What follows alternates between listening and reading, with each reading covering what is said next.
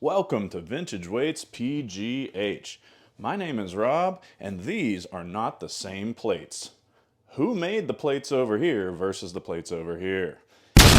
That's what we're going to get into today, because these York imposters are ones that you might want to find, unlike the other imposters I've showed you in the past. This is a York 35 from the milled era. It looks a little grayish because I stripped it down to bare iron and then clear coated it. You can see I've been doing some plate pinching, that's just chalk. So in the milled era, 1960s through 1990s, you've got the big tall York letters up there, you've got a 35 here, and then barbell. Over here, almost the same casting design, and we're going to do some measurements and see if they're exactly the same. They certainly look to be the same. All you've got is a number 35, and it's up here. It's also slightly different than this 35, believe it or not. The back is just cast, there's no milling, and that's possible for the York milled era, you should know, but a lot of the York 35s were milled to bring them into tolerance. So then what's over here? Well, this is a Paramount 35-pound plate. The Paramounts that you know and love were used by Arnold Schwarzenegger and other famous lifters at Muscle Beach and over on the West Coast. So it was rare to find these in Pittsburgh. The 10s are especially similar to each other. No lettering on the pre-USA York 10s. No lettering here. But look at the position of the 10 numbering. On the pre-USA York, the 10 is at the 6 o'clock, and on the Paramount, it's at the 12 o'clock position.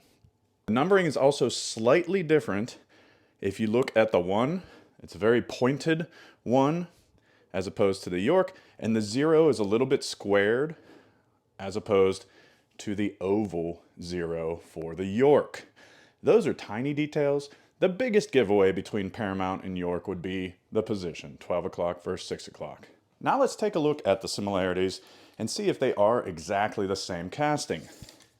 So as I measure, the York casting is 14 inches and it looks like about 14 and a quarter. Whereas the Paramount is 14 and a quarter. Yeah, so exactly the same. In terms of the center hole, I've got my digital calipers here, and we've got about 2 inches, just over 2 inches it looks like. Oh no, take that back. 2 inches.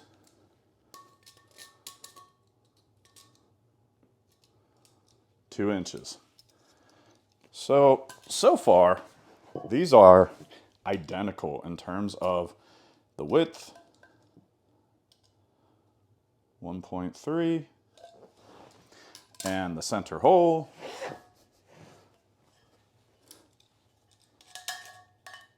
1.3.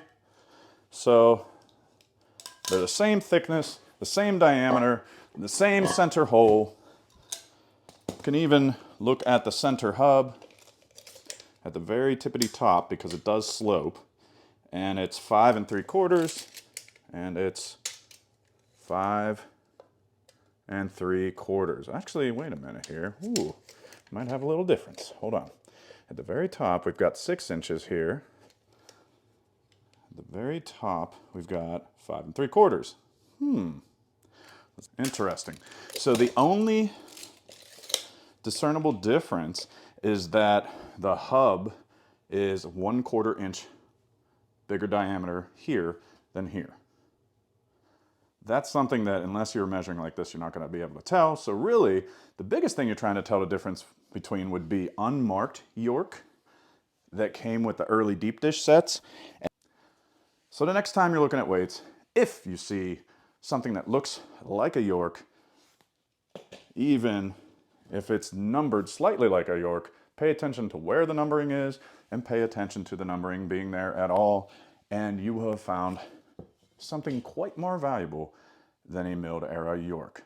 This is Rob from Vintage Weights PGH.